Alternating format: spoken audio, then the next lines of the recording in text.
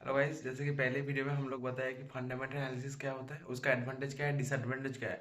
तो इस वीडियो में हम लोग जानेंगे कि फंडामेंटल एनालिसिस को यूज करके कंपनी को चूज कैसे करता है, जिसको हम लोग बोलते हैं कि ईआईसी एनालिसिस। तो ईआईसी एनालिसिस क्या है, थोड़ा डिटेल्स में जानेंगे।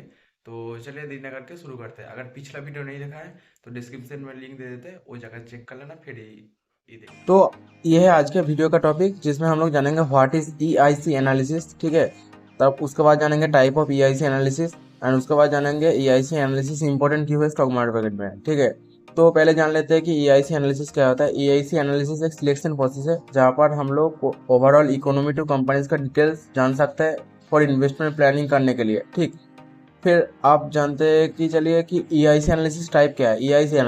EIC means economic industry and companies overall analysis. ठीक है, इसको टॉप डाउन अप्रोच भी बोलते हैं, क्योंकि आप लोग देख सकते हैं पिरामिड स्ट्रक्चर में पहले इकोनॉमिक को एनालाइज करता है, फिर इंडस्ट्री को, फिर कंपनी को। ठीक है, तो इसलिए इसको टॉप डाउन अप्रोच भी बोलते हैं।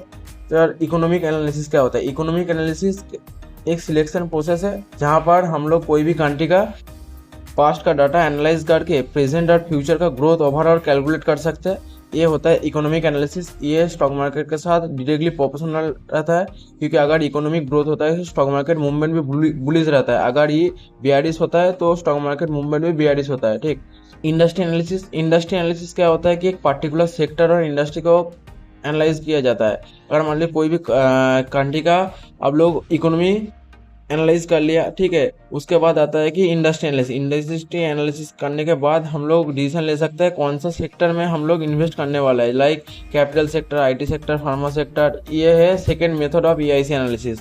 एंड थर्ड मेथड क्या है? Company analysis. दोनों इकोनॉमिक एनर्जी इंडस्ट्री एनालिसिस करने के बाद लास्ट आता है कंपनी एनालिसिस, जिसके बाद हम लोग एक्चुअल इन्वेस्टमेंट करने वाला है, फ्यूचर ग्रोथ और इन्वेस्टमेंट प्लानिंग भी करने वाला है। ठीक है, ये दो तरीके से एनालाइज किया जाता है, एक क्वालिटेटिव, एक क्वांटिटेटिव। क्वालिटेटिव में क्या जाता है? क्वालिटेटिव में हम लोग क्या जान सकते हैं? कंपनी का इकोनॉमिक मोड कितना है, प्रोमोटर का बैकग्राउंड क्या है, प्रोमोटर का सैलरी कितना है, ये सब हम लोग जान सकते हैं। और क्वालिटेटिव में जान सकते हैं कि रेवेन्यू कितना है, कैश फ्लो कितना है, डेप्ट कितना है, कंपनी का इन्वेस्टमेंट कितना है, ये सब हम लोग जान सकते हैं।